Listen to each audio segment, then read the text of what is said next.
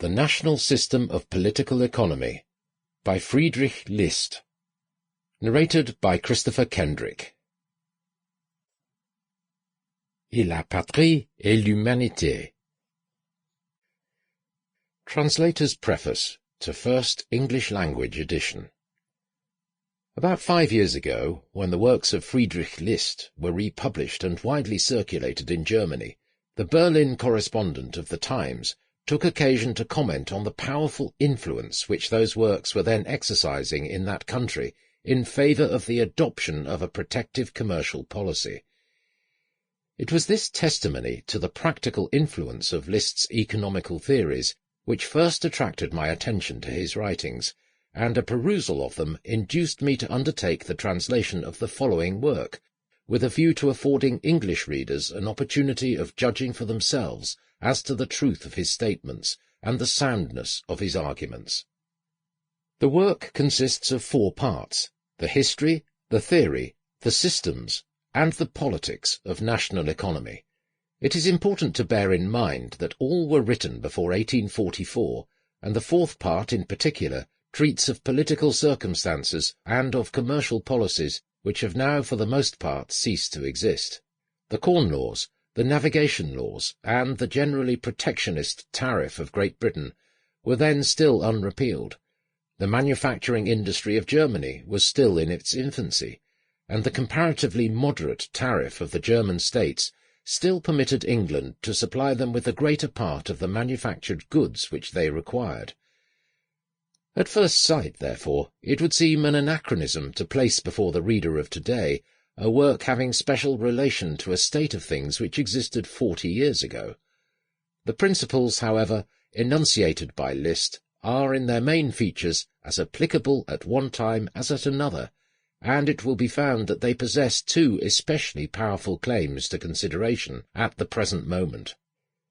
In the first place, there is good reason for believing that they have directly inspired the commercial policy of 2 of the greatest nations of the world, Germany and the United States of America, and in the next, they supply a definite scientific basis for those protectionist doctrines which, although acted upon by our English-speaking colonies, and held by not a few practical men as well as by some commercial economists in this country, have hitherto been only partially and inadequately formulated by English writers. The fundamental idea of List's theory will be seen to be the free import of agricultural products and raw materials, combined with an effective but not excessive protection, by means of customs duties, of native manufacturing industry against foreign competition.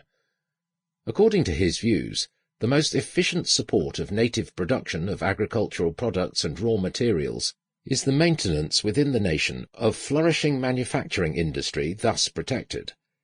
The system which he advocates differs, therefore, on the one hand from the unconditionally free import system of one-sided free trade adopted by England, and on the other from the system now apparently approved by Prince Bismarck of imposing protective duties on the import of food and raw materials, as well as on that of manufactured goods.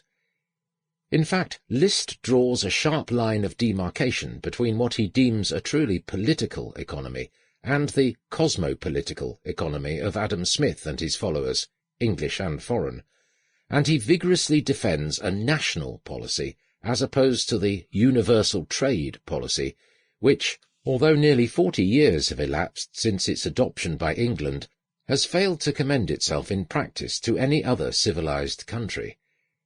In combating what he regarded as the mischievous fallacies of the cosmopolitical theory, List occasionally denounces with considerable asperity the commercial supremacy then exercised by England.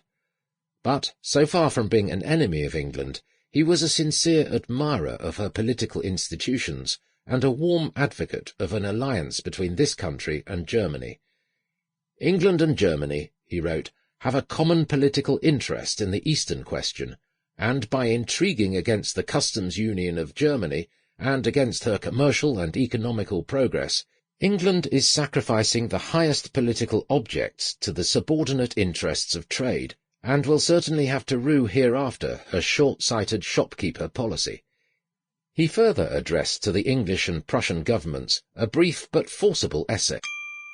Sample complete. Ready to continue?